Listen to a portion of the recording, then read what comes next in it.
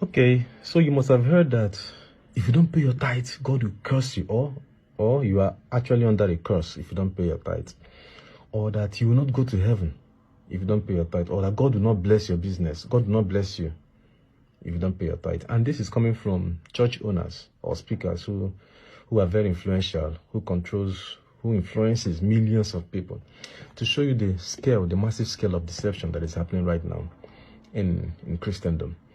But I want to tell you that the reverse is the case. That is, if you insist on paying tithe the way it is written in the law, in the Torah, in the Bible, you actually have put yourself under a curse. And I'm not saying this for maybe to get views or whatever. No. I will show you from the Bible. I will show you three things. I will show you, first of all, what I've just said, I will show it to you. I will also show you the reason. If you have noticed, those who pay their tithe, if you ask them not to stop paying tithe, you notice that they tend to attack you. They'll tell you, is it your money? How is that your business? I will show you from the Bible why they react that way. And lastly, I will show you about grace. Okay? That is actually where this discussion will lead to, which is extremely important. Okay, now let's look at the claim that you are cursed for not paying tithe. And that claim is got from Malachi.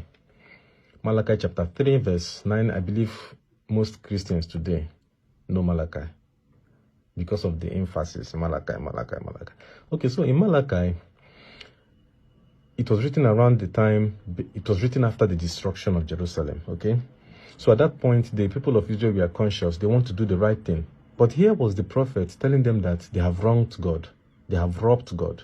And they were worried, like, what else? What have we done again this time?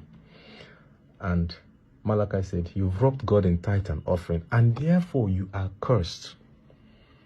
For not paying your tithe and offering, you are cursed. And Malachi was right. Because at that point, they were still operating under the law.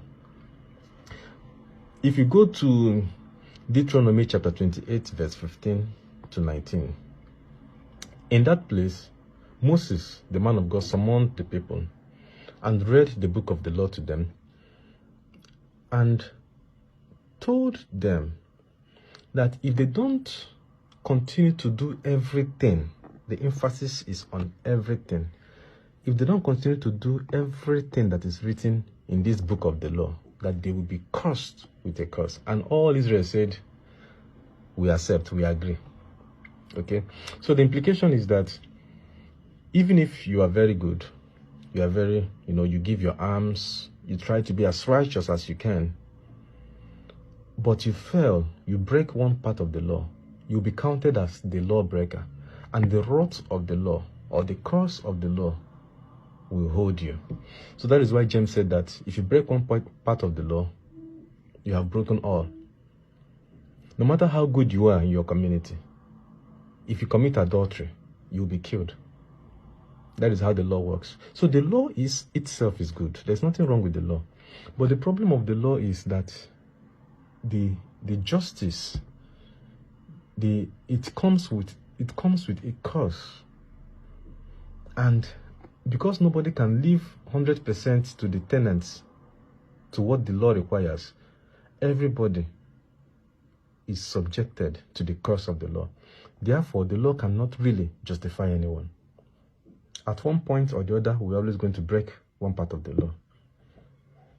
So you see, but if you now come back to Galatians chapter 3, verse 9 and 10, there Paul tried to explain to us that Christ has come to redeem us from the curse of the law. Not from the law itself, from the curse of the law. So what Christ did is that, what God did in Christ is that God gave us grace. Okay? So if you break any part of the law, the grace covers you. Do you understand what I'm saying? So you cannot be a Christian and God will curse you simply because you do not pay your tithe. In Christ, there is no condemnation whatsoever. Because what we have in Christ is God is imputing righteousness. on people simply because they have faith in the one whom God have sent, Jesus Christ, the Son of God. So God is declaring people righteous simply because of their faith. Do you understand? No longer by the works of the law. So in Christ we are freed from the works of the law, so we can be righteous. But under the law you can't be righteous, because no matter how good you are, if you break one point, that one point will hold you and pull you back to the grave. So coming to the second point, if you tell people today, if you try to help people, if you try to, it's like a mental slavery. If you try to help people, they will come back and attack you. So is it your money? How is it your business? Why? They are working under the oppression, the legalities of the law. That is how the law operates. Paul said that we don't have the spirit of fear. Paul was making reference to the law. The law brings fear. The law makes you think that what you have, you deserve it. You are rich today because you pay your tithe. And if you stop paying your tithe, God will not bless you again. So it puts that fear. The law makes you think that what you have is a reward. But grace is teaching you that what you have is a free gift from God. And you don't even deserve it. It's something that you do not deserve. That is grace. But the law makes you think that, if I stop paying tithe, God will stop blessing me. But if I give God money, God will give me more money.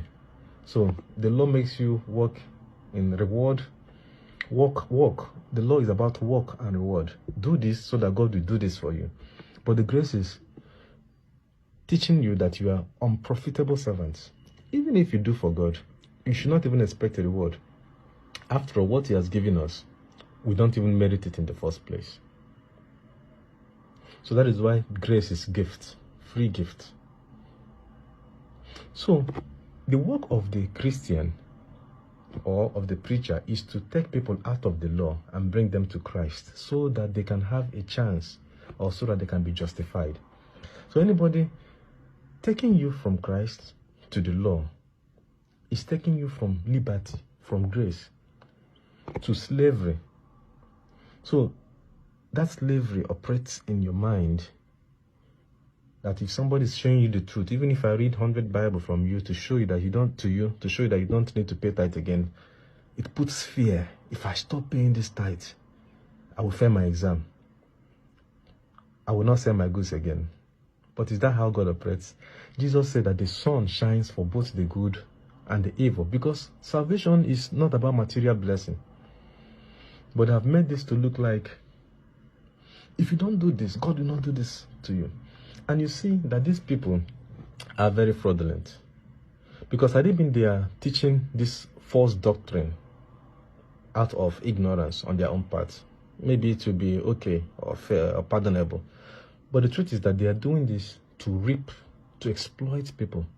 And that is also a good reason why you should stop paying tithe. You are giving your money to those who are buying estates, private jets, building universities, businesses, for-profit businesses, making a whole lot of money out of your hard-earned money.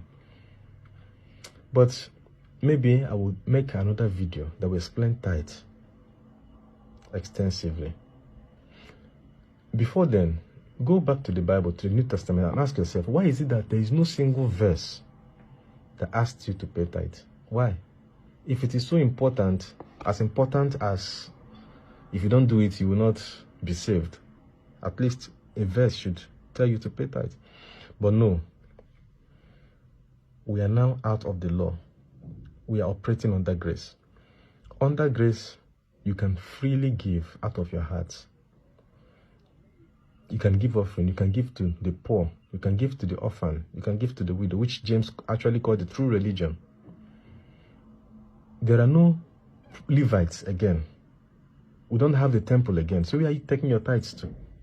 Our body is now the temple of God. The greatest tithe you can give to God is by doing good in your body at all times. 100%. No longer 10%.